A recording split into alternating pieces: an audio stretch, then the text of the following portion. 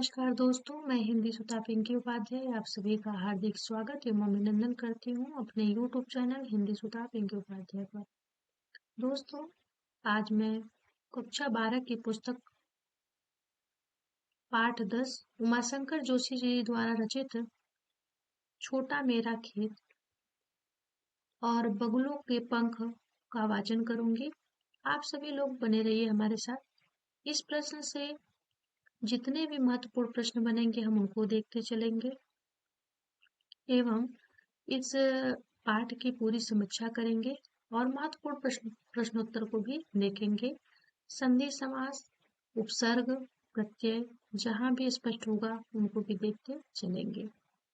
तो आइए प्रश्नोत्तर के साथ में इस पाठ को अवलोकित करते हैं।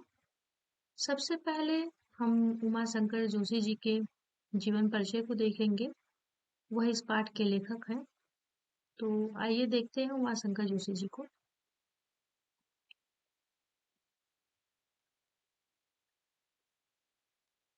उमाशंकर जोशी उमाशंकर जोशी जी का जन्म सन 1911 गुजरात में हुआ है। तो ये ध्यान रखिएगा, जोशी जी जो हैं, उमाशंकर जोशी जी जो हैं वह 1911 में गुजरात में जन्म लिए थे। जब जोशी जी 11 साल के होते हैं तो जोश में आ जाते हैं और उमा और शंकर को मिला देते हैं। जब जोशी जी 11 साल के होते हैं तो जोश में आते हैं, उमा और शंकर को मिला देते हैं। 11 साल में जोशी जी इतने जोश में आते हैं कि उमा शंकर को मिला देते हैं। तो ये ध्यान रखिएगा, उमा शंकर का जन्म कब हुआ है तो 1911 में।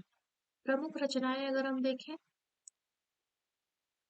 तो विश्व शांति, गंगोत्री, निशीथ, प्राचीना, आतिथ्य, वसंत वर्षा, महाप्रस्थान, अभिज्ञा, एकांकी है, सापना भारा, शहीद, कहानी है, श्रावणी मेड़ो, बिसामू, श्रावणी मेमो विषामू उपन्यास है, श्रावणी मेमो विषामू उपन्यास है, पार पारंकांजन्या निबंध है, पारकांजन्य निबंध है, गोष्ठी, धाड़ी बाड़ी, क्लांत कवि, न्यारा सानेट, स्वप्न प्रयाण, संपादन।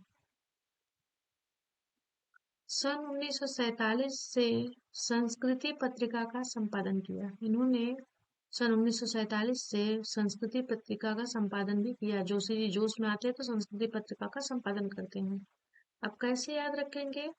तो ये जोशी जी हैं, उमा शंकर जोशी जी। तो उमा और शंकर मिल करके पूरे विश्व में शांति चाहते हैं, है ना। और गंगोत्री को निषेध में बुलाते हैं, बोलते हैं कि यह गंगोत्री निषेध में आ जाना, प्राचीना आतिथ्य तुम्हारा मैं करूंगा और बसंत वर्षा भी होगा, महाप्रस्थान भी तुम्हें मिलेगा, अभिज्ञा भी तुम्हें देखने को मिलेगा और सापना भारा शहीद की कहानी हम लोग बैठ के पढ़ेंगे।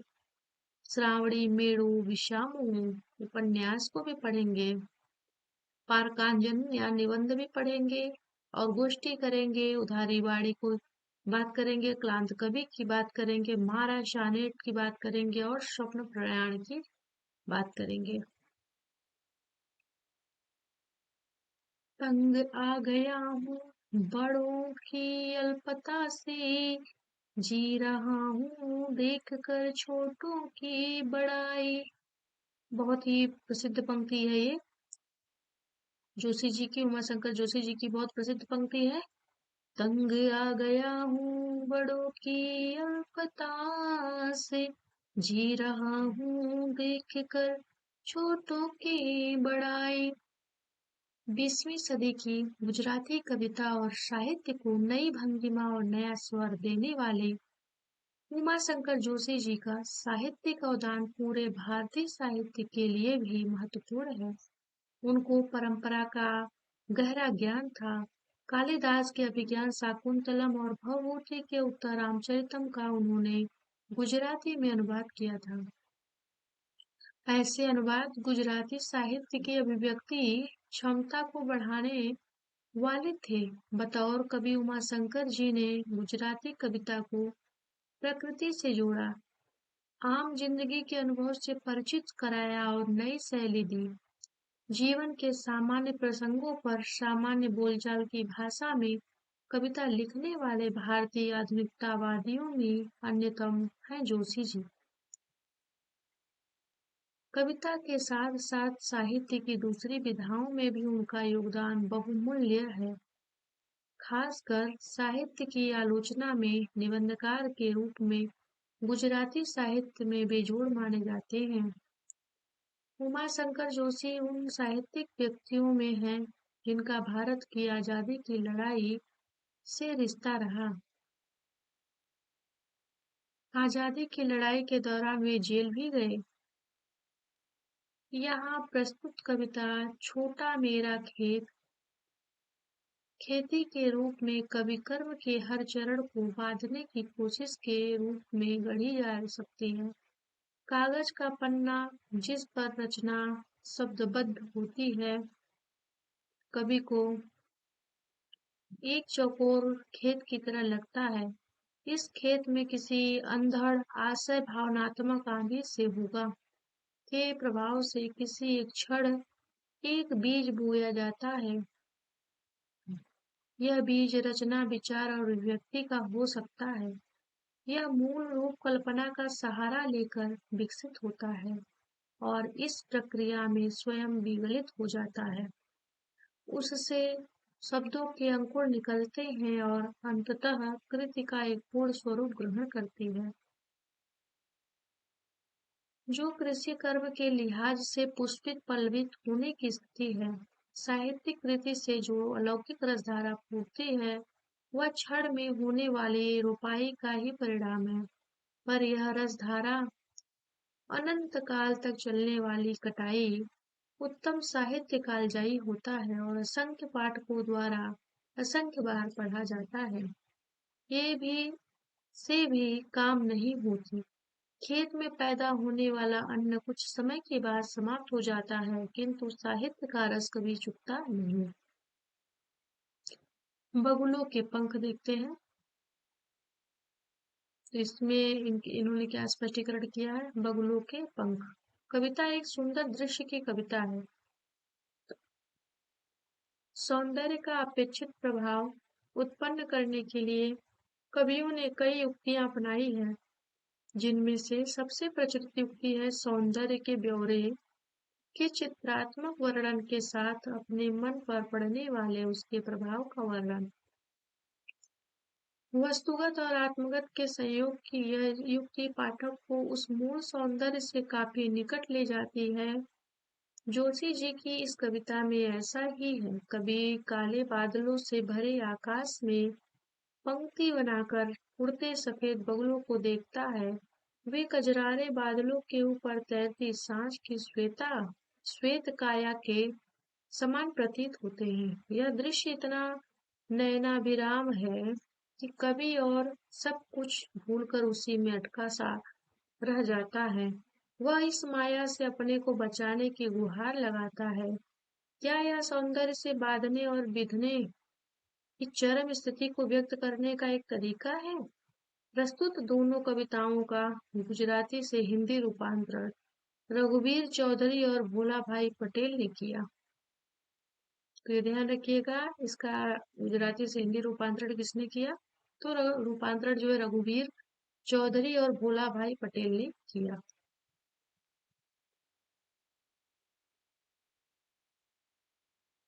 कविता है छोटा मेरा खेत। छोटा मेरा खेत चौकोना कागज का एक पन्ना। छोटा मेरा खेत चौकोना कागज का एक पन्ना। कोई अंधड़ कहीं से आया छड़का बीज वहां गया बोया गया। कल्पना के रसायनों को पी बीज गल गया निःशेष बीज गल गया निःशेष बीज गल गया निःशेष। शब्द के अंकुर फूटे, पल्लव पुष्पों से नमित हुआ विशेष, हुआ विशेष। पल्लव पुष्पों से नमित हुआ विशेष, हुआ विशेष। तो ये ध्यान रखिएगा। चलिए इसके हम पहले स्पष्टीकरण कर लेते हैं इनके शब्द भाव को। चौकोना का अर्थ क्या होता है? तो ये ध्यान रखिएगा, चौकोना, चौकोना का होता है चार कोने वाला, है ना, चार कोने वाला। पृष्ठ का अर्थ तो आपको स्पष्ट ही होगा, पृष्ठ क्या होता है। तो ये ध्यान रखिएगा, चौकोना का अर्थ जो होता है वो होता है चार कोने वाला। और कागज का एक पन्ना, पन्ना तो आपको स्पष्ट होगा। और देख लीजिएगा क्या है, तो इसमें कोई अंधड़ कहीं से आया, क्षण का बीज वहां बोया गया। तो ये ध्यान रखिएगा कि इसमें और क्या स्पष्ट किया गया है, अंधेरी छाया, है ना, अंधेरी छाया जो है, अंधड़ कहीं से आया, तो यहाँ अंधड़ से तात्पर्य अंधेरी छाया है। फिर देखिए क्या है, यहाँ पे इसको हमने देख लिया, इसमें तो बहुत अधिक कोई शब्दार्थ को बहुत अधिक देखने की आवश्यकता नहीं है, आगे हम लोग देख लेते हैं। कवि जो है कहता है कि शब्द है कि वह कागज का पन्ना एक साधारण खेत की तरह लगता है। जो कवि है वो कहता है कि जो वह पेज लिया है, पन्ना लिया है, वो कैसा लगता है, तो वह पेज या पन्ना जो है उसको एक साधारण खेत की तरह लगता है। उसके मन में कोई आसक्ति उमड़ा, मतलब उसके मन में जो है कोई आसक्ति उमड़ उमड़ पड़ती है। उसके खेत में विचार का बीज बोकर चला गया। जो उसका खेत था, कोई अंदर कहीं से आया, अर्थात कि उसके मन में जो है वह जो पेज रखा था वह उसको खेत की तरह दिख रहा था, एक सादा सामान्य खेत दिख रहा था। और उसके मन में जो है कोई विचार आता है कोई कहीं से, और वह जैसे खेत में बीज डाल दीजिए वैसे ही वह उसी प्रकार से वह जो है उस पेज पर अपने भाव, मन के भावों को बो करके, अर्थात कि छोड़ करके चला गया। इस विचार का बीज कल्पना के सभी पदार्थों को पी गया।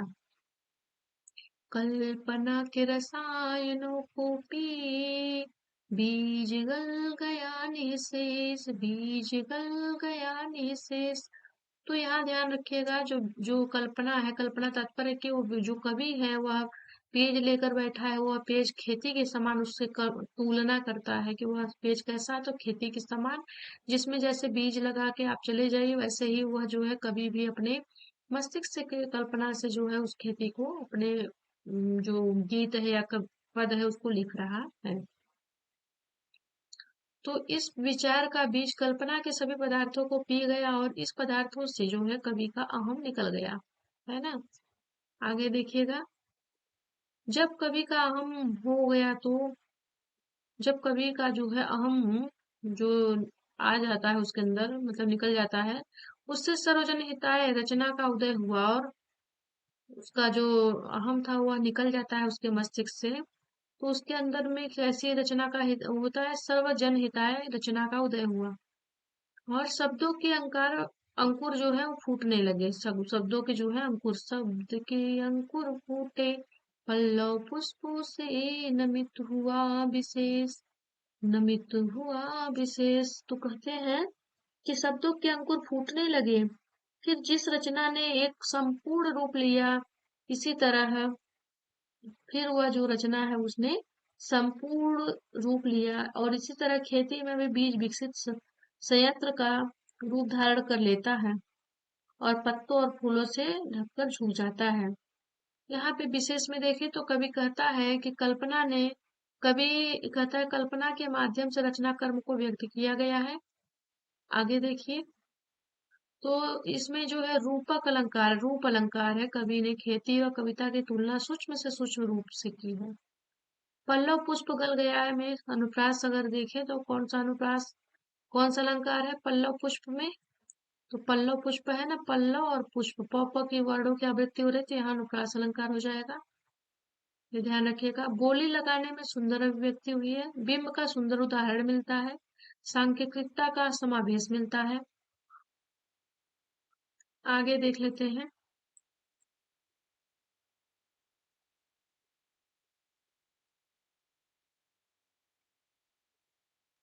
अब इससे कुछ प्रश्न भी देख लेते हैं। कवि ने कर्म की तुलना किससे और क्यों की है? तो कवि ने कर्म की तुलना जो है खेत से की है। खेत में जैसे बीज या खाद आदि के प्रयोग से विकसित पौधा जो है विकसित बीज जो है पौधा बन जाता है। इसी तरह जो है कभी भी संकुचित क्षणों को कल्पना से विकसित करके कवि कर्म करना चाहता है।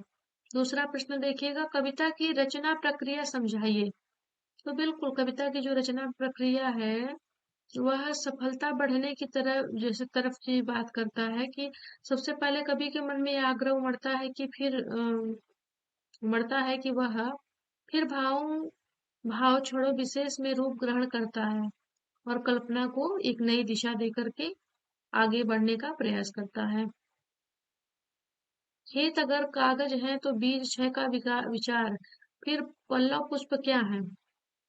तो इसका उत्तर देख लीजिएगा। खेत अगर कागज है तो बीज छड़ों का विचार, फिर पल्लव पुष्प कविता है।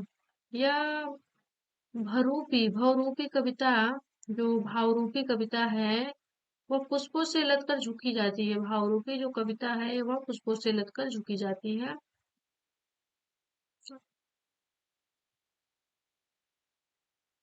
अंतिम प्रश्न देखिएगा, मूल विचार को क्षणिक का बीज क्यों कहा गया है? उसका रूप परिवर्तन करके जैसा दिखता है कैसा दिखता है तो ये दिखाइए। मूल विचार को क्षणिक का बीज का इसलिए कहा गया है क्योंकि जुड़ाव की भावना के कारण कई विचार मन में आते रहते हैं और फिर अनुकूल विचार बन जाते हैं, अर्थात कि आकर के जो है कल्पना के साथ में आते हैं और फिर चले जाते हैं। आगे देखिएगा।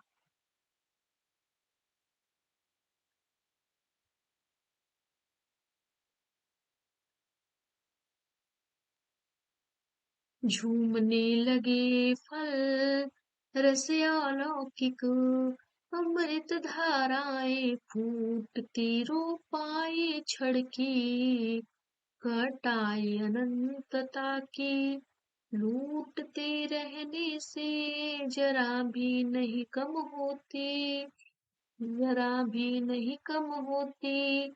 रस का अक्षय पात्र सदा का, छोटा मेरा खेत चकोना, छोटा मेरा खेत चकोना, छोटा मेरा खेत चकोना, छोटा मेरा खेत चकोना। चौकोना से तात्पर्य क्या है? तो वही चार कोने वाले। झूमने लगे फल रस अलौकिक, अमृत धाराएं फूटने लगी। तो कवि कहता है कि जो बीज रोपता है अपने खेत में, अर्थात कि अपने लेखन जो उसका चार कोने वाला पेज है उस पर जब वो लेखन करता है तो कवि कहता है कि जो बीज उसने उसको, क्योंकि वो पेज को तो खेत मान लिया है, तो कहता है कवि कि ये छोटा मेरा खेत है, जब पन्ने रूपी खेत में जब कविता रूपी फल झूमने लगता है तो वह अद्भुत रस की कई धाराएं भर जाती हैं जो अमृत के समान लगती हैं। यह रचना पल भर में रुचिकर थी, लेकिन उसे फल अनंत तक मिलता रहता है। कभी इस रस को जितना लुटाता है उतना ही बढ़ता जाता है। कविता के रस के पात्र जो हैं नहीं बनते, कवि कविता के रस के पात्र कभी नहीं बनते। कवि कहते हैं कि उनकी कविता खेत खलिहान में है जिसमें रस कभी नहीं खत्म होता। तो ये ध्यान रखिएगा। प्रश्न देख लेते हैं। कवि कर्म का सुंदर वर्णन है। पहले विशेष देखते हैं। विशेष में क्या है? कवि कर्म का सुंदर वर्णन है, कविता का आनंद धरता है, छोटा मेरा चौकोना में अलंकार के रूप में, छोटा मेरा चौकोना में अलंकार के रूप में है यह। तत्सम कानूनी बोली लगाने वाली बोली है। रस शब्द के अर्थ है काव्य रस और फल का रस है, अतः यहाँ श्लेष अलंकार है। तो ध्यान रखिएगा कि रस शब्द के अर्थ में काव्य रस और फल का रस, अतः यहाँ श्लेष अलंकार है, काव्य रस और फल का रस।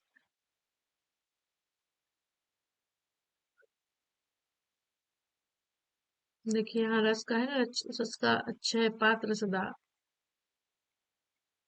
तो ये ध्यान रखिएगा। प्रश्न देख लेते हैं। रस अलौकिक अमृत धाराएं फूटती हैं, इस इसकी अलौकिक धाराएं कब, कहाँ, क्यों फूटती हैं? तो यहाँ ध्यान रखिएगा कि इसकी अलौकिक रस जो धाराएं कब फूटती हैं, कहाँ फूटती हैं। तो अलौकिक अमृत तुल्य रस धाराएं सौरगाह पर सवार से जो है तरह तरह अलग अलग स्थान से फूटती हैं, और ऐसा लगता है कि पेड़ों को काट दिया जाता है। अर्थात कि जब जो है, जब वो धाराएं फूटती हैं, जो रस की धाराएं शाखाएं फूटती हैं, तो फिर जो है वो अन्न उपज जाता है और पक जाता है, तो उसे लोग अपने घर में ले लेते हैं। वैसे ही जब कविता कवि लिख लेता है, उसे समाज में लोग ले लेते हैं। आगे देखिएगा, लूटते जीने से क्या काम नहीं होता। देखिए साहित्य का आनंद जो है अनंत काल से लूटते रहने पर भी कम नहीं होता, अर्थात कम नहीं होता है, क्योंकि सभी पाठक अपने अपने तरीके से रस का आनंद लेते हैं। और हम देखते हैं, रस का अक्षय पात्र जरा सदा का छोटा मेरा खेचो कोना। अर्थात कि जो रस का अक्षय पात्र है, जो कविता का अपना आनंद है, जो उसका भाव है, वह कभी समाप्त नहीं होता। वह हर व्यक्ति अपने अपने अनुसार जो है ग्रहण करता है। इस प्रकार कह सकते हैं कि कविता कभी समाप्त नहीं होती, वो सदैव जो है नए रूप में लोगों के सामने आती है। चलिए आइए देखते हैं दूसरी कविता क्या है। बगुलों के पंख, नभ में पाते बंधे, बगुलों के पंख चुराए ले जाती वे मेरी आंखें, कजरारे बादलों की छाई नभ छाया, तैरती सांझ की सतेज श्वेत काया, हौले हौले जाती मुझे बांध निज माया से, उसे कोई तनिक रोक रखो, वह तो चुराए लिए जाती मेरी आंखें, नभ में पाती बंधे बगुलों की पाखें, बगुलों की पाखें, बगुलों की पाखें। ये ध्यान रखिएगा, इसके कुछ देखिए, पाती का अर्थ होता है पंक्ति, है ना। पाती का अर्थ क्या होता है, नभ का, पहले नभ का देख लेते हैं। नभ का अर्थ क्या होता है, तो नभ का अर्थ होता है आकाश, पाती का अर्थ होता है पंक्ति। बगुलों के पंख चुराए लिए जाती हुए मेरी आंखें। और ध्यान रखिएगा, सांझ का अर्थ तो आपको स्पष्ट होगा, सांझ का अर्थ होता है संध्या बेला। सरताज का अर्थ होता है चमकीला, तो ये ध्यान रखिएगा। नभ छाया, हौले हौले से तनिक रखो निज सतेज श्वेत काया। हौले हौले का अर्थ क्या होता है, धीरे धीरे, हौले हौले। यहाँ पुनरुक्ति प्रकाश अलंकार भी है, हौले हौले में पुनरुक्ति प्रकाश अलंकार भी है, ये भी ध्यान रखिएगा। निज का अर्थ क्या होता है, अपनी। निज का अर्थ क्या होता है, अपनी, निज। पांखे का अर्थ क्या होता है, पंख, तो ये ध्यान रखिएगा। पाखे, पांखे का अर्थ क्या होता है, पंख।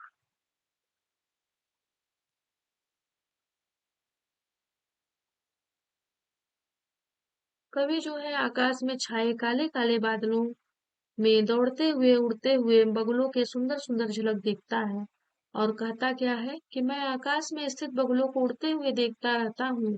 यह दृश्य मेरी आंखों से चुराया जाता है। काले काले बादलों की छाया नभ पर छाई है। सायंकाल सायंकाल का जो चमक है वह सफेद होता चला जाता है। सायंकाल का जो है समय जो है वह क्या होता है, तो वह जो है सफेद काया उन पर तैरती हुई हुई होती है। यह दृश्य इतना आकर्षक होता है कि उसका जादू धीरे धीरे पकड़ता जा रहा है। मैं खोता जा रहा हूँ। कवि आह्वान करता है कि इस आकर्षक दृश्य के प्रभाव से कोई रोक नहीं सकता। यह इस दृश्य के प्रभाव से बचना वह जो कवि है वह इस दृश्य के प्रभाव से क्या है, बचना चाहता है। आकाश में उड़े हुए पंक्तिबद्ध जो बगुले हैं कि जाज में कभी की अंधेरी रातें जो है वो हो जाती हैं। समय उसका जो है बहुत वही मतलब रह जाता है, क्योंकि कभी बैठ के वहीं देख ही रहा है। इसमें देखते हैं तो कवि ने सौंदर्य और सौंदर्य के प्रभाव का वर्णन किया है। हौले हौले में पुनरुक्ति प्रकाश मैंने बता ही दिया था आपको। लगाने में सहज अभिव्यक्ति है, बिंब योजना है। आंखें चुराना क्या है, मुहावरे का प्रयोग किया गया। आंखें चुराना है ना, चुरा ली जाती है मेरी आंखें, तो यहाँ आंखें चुराना क्या है, मुहावरा है।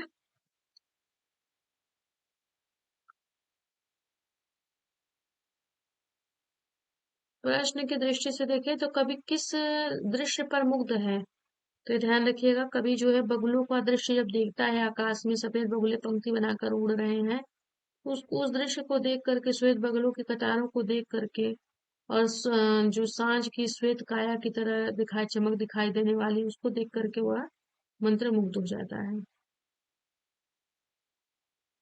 उसे तनिक कोई रोक रखी इस पंक्ति में क्या कहना चाहता है, तो इस पंक्ति में कवि दोहरी बात करता है। एक तरफ तो वह सुंदर दृश्य को रोकना चाहता है ताकि उसे और भी देख सके, दूसरी तरफ वो उस दृश्य से स्वयं को बचाना चाहता है। कवि के मन प्राणों को जिसने अपना आकर्षण माया में पकड़ लिया है, उससे क्या तात्पर्य है, तो कवि के मन प्राणों को आकाश में काले काले बादलों की छाया में उड़ते बगुले की कतार जुड़ गई थी, और उसी की पंक्तिबद्ध को देख करके कवि जो है खो जाता है। तो यहाँ यहाँ स्पष्टीकरण किया गया है।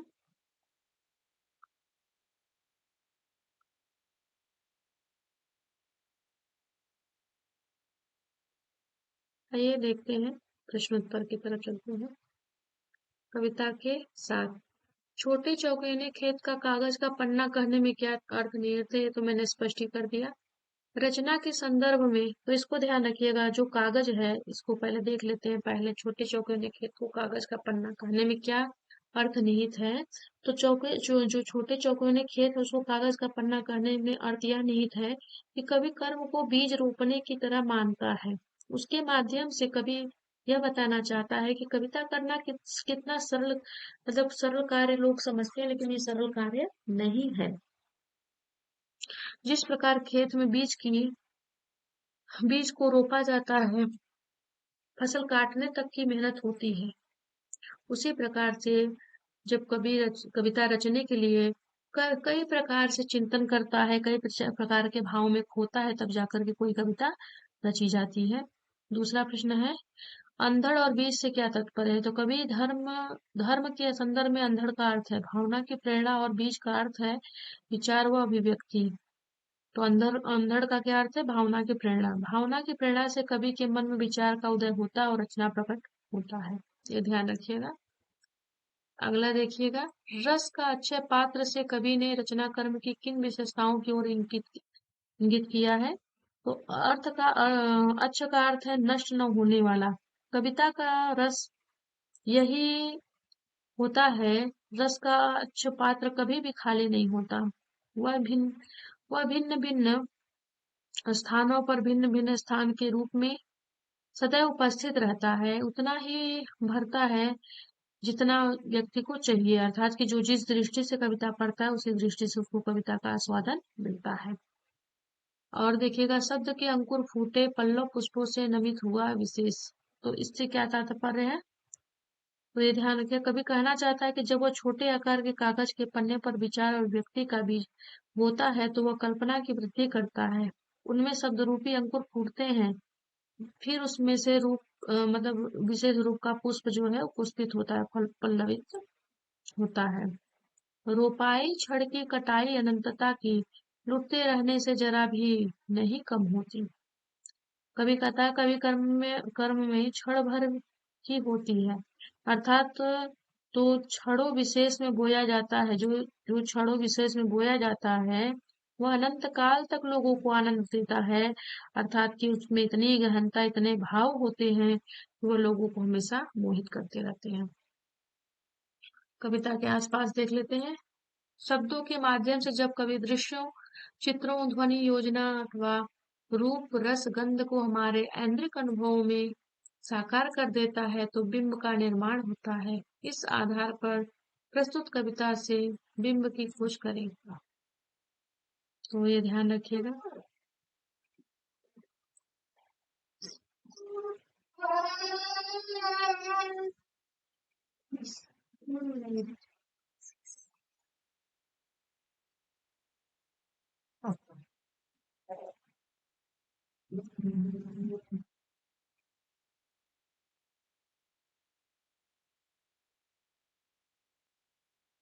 इसमें बिंब की खोज करते हैं हम।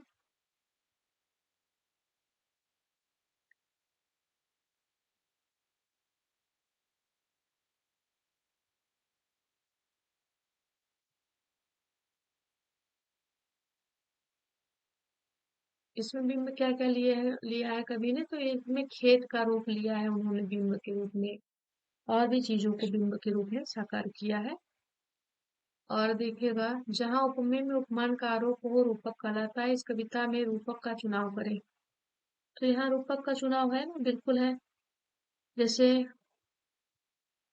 विचार रूपी बीज है, पल्लव पुष्पों में नामित हुआ विशेष इसमें भी है, गजरारे बादलों की छाई नव छाया में भी है, तैरती सांझ की सतेज सफेद छाया इसमें भी है।